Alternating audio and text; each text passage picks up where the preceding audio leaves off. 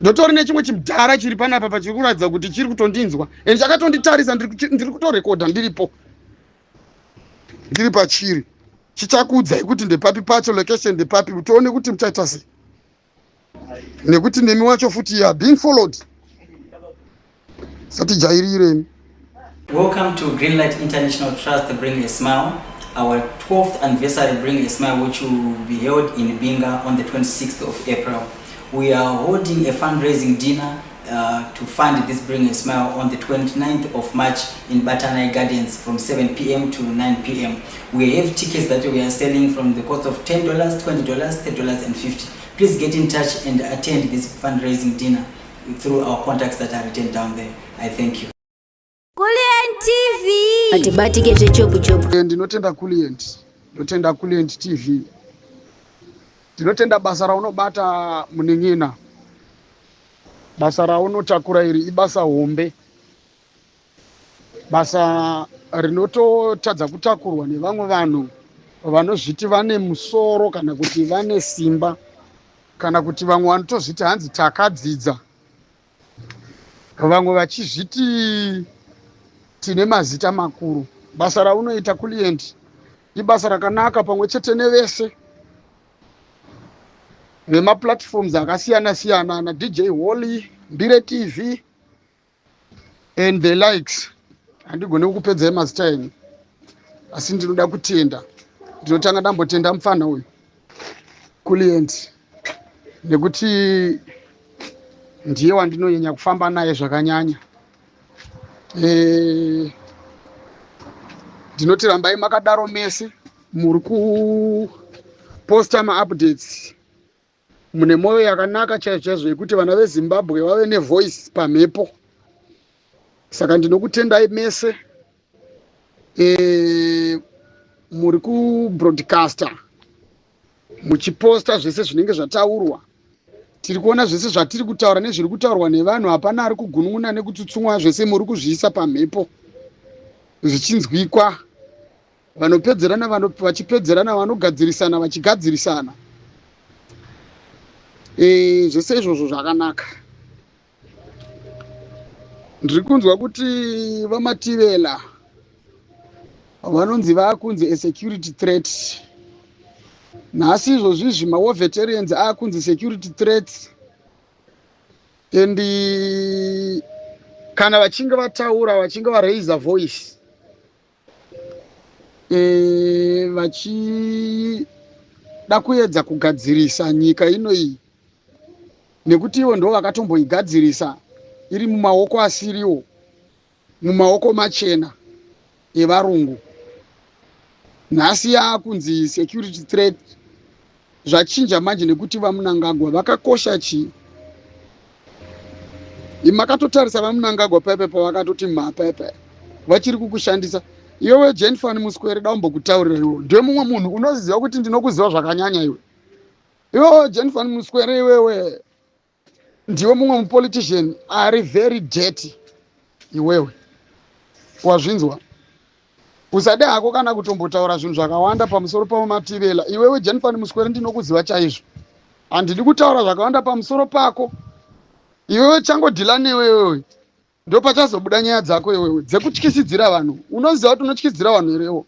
Kana uchida kuziva kuti ndinokuziva straight, ndinokuziva pakutyisidzira vanhu. Budikira ka uchitaura kuti hautyisidzire vanhu, nditaure kwaunotyisidzira vanhu nemadethi, ndikutaure nenzvimbo dzawaisvika iwewe utyisidzira vanhu iwewe. Ndiye mumwe munhu anotyisidzira vanhu amunonzwa iye anonzi Jane Van Muswere mukomana. Haana kana nebasa rese, muchimuona zvaakaitapo mukomana iye wamuri kuona. Kachimbwa sungata kamunhu kakapinda mugovernment nenyaya yekupfekedzerwa pamusana pekuda kuita basa rekumora nyika.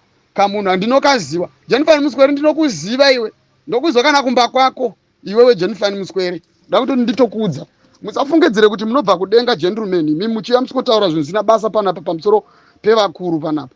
Vanhu vatinoti vakuru ndaana Mativelawo, takanyadziswa naEmmerson Mnangagwa uku.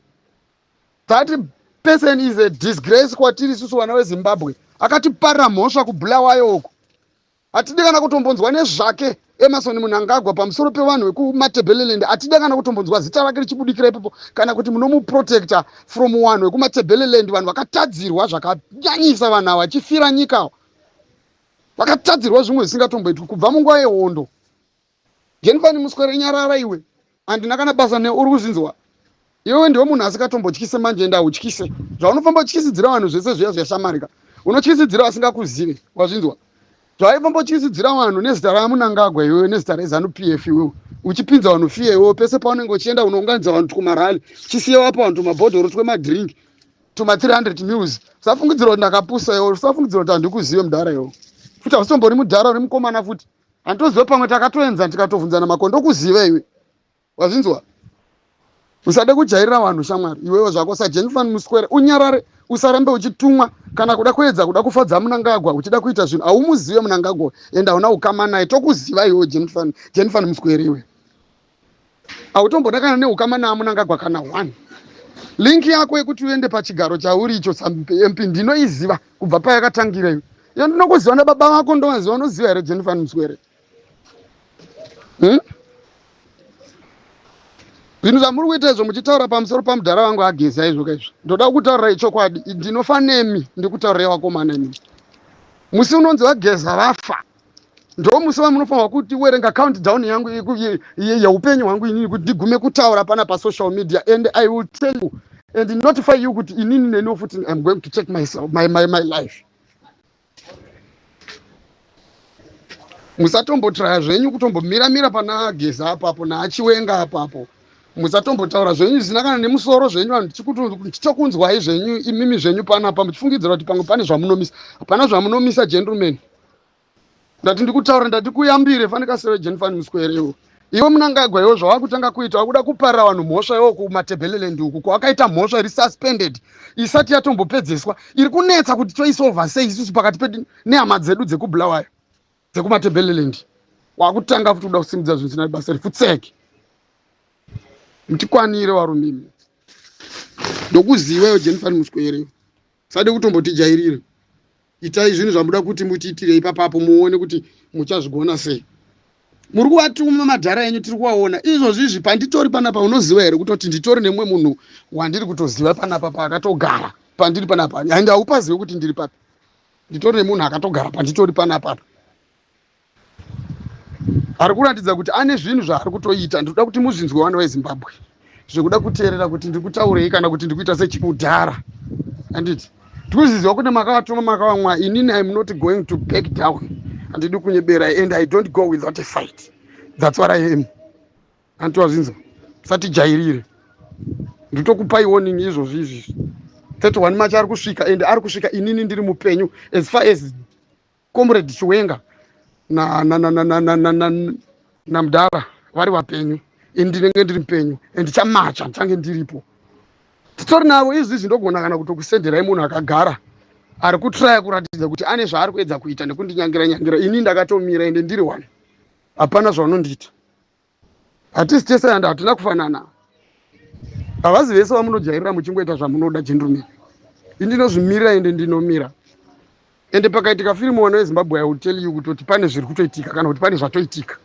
And I will make sure that kuti ndinokuradzai mafese evanhu nezvandinenge ndavaita nekuti ndizvo zvanditori. We are not that easy and we are not all the easy targets.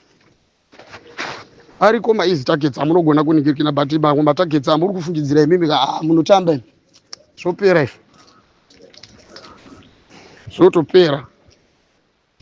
Client kandi kawana chance chakutumira photo rimwe zimudhara riri panapa riri kufungidzira kuti rakangwara panapa. Ndavana zvaunondiita ini client. Ndoda kutaura chokwadi. Vasafungidzire kuti pamwe tiri maamacho akaezvinhu zvatiri kuita izvi.